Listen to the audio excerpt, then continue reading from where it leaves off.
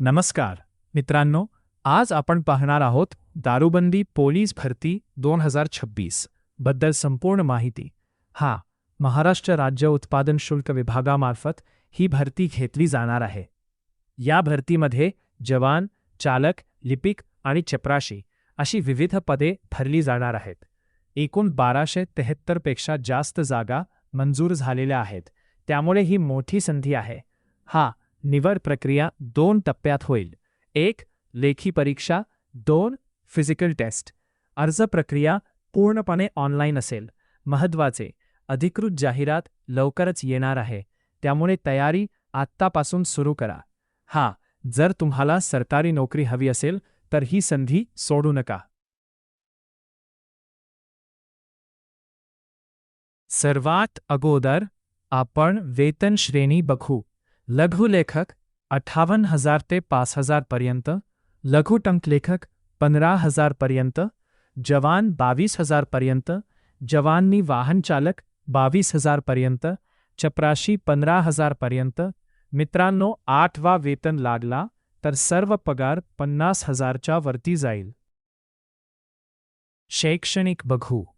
लघुलेखकसाठी 10वी पास आणि टायपिंग मागितली. लघुटंकलेखकसाठी 10वी पास आणि टायपिंग मागितली. जवान पोलीससाठी फक्त 10वी पास मागितली. जवानी वाहनचालकसाठी 7वी पास व हलकन ड्रायव्हिंग लायसन्स मागितलं. चपराशीसाठी 10वी पास मागितली. शारीरिक पात्रता. जवान राज्य उत्पादन शुल्क व जवानी वाहनचालक राज्य उत्पादन शुल्क या संवर्गातील पदांसाठी अर्ज करणाऱ्या उमेदवारांनी खालील शारीरिक पात्रता धारण करणे आवश्यक आहे.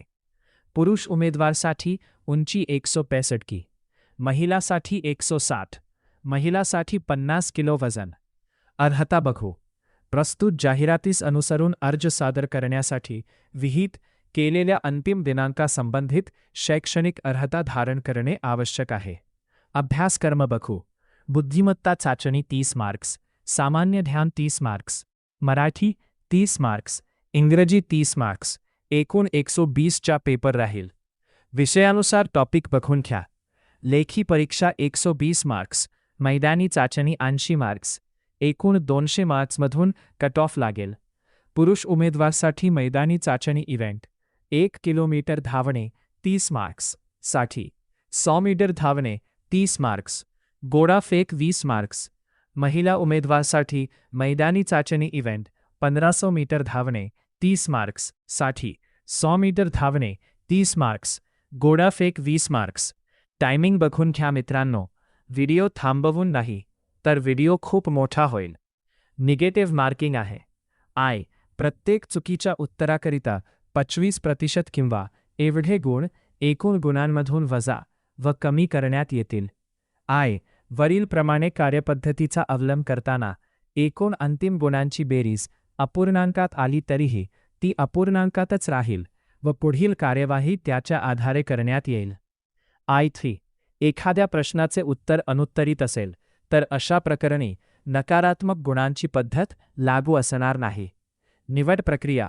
लघुलेखक निम्नश्रेणी व लघुटंकलेखक या पदाकरिता अर्ज केलेले जे उमेदवार लेखी परीक्षेत किमान 5% पर्यंत गुण मिळवून लेखी परीक्षा उत्तीर्ण होतील, त्यांच्यापैकी गुणवत्ता क्रमानुसार प्रसिद्ध केलेल्या जाहिरातीतील प्रवर्गनिहाय नमूद केलेल्या पदसंख्येच्या 1/10 या कमाल प्रमाणात प्रवर्गनिहाय उमेदवारास लघुलेखनाची कौशल्य चाचणीसाठी पात्र ठरविण्यात येईल. 2.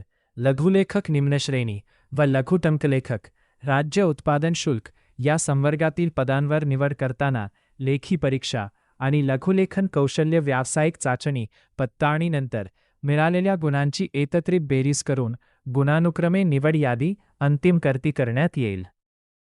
व्हिडिओ आवडला असेल तर लाईक करा, शेअर करा आणि चॅनल सबस्क्राईब करा.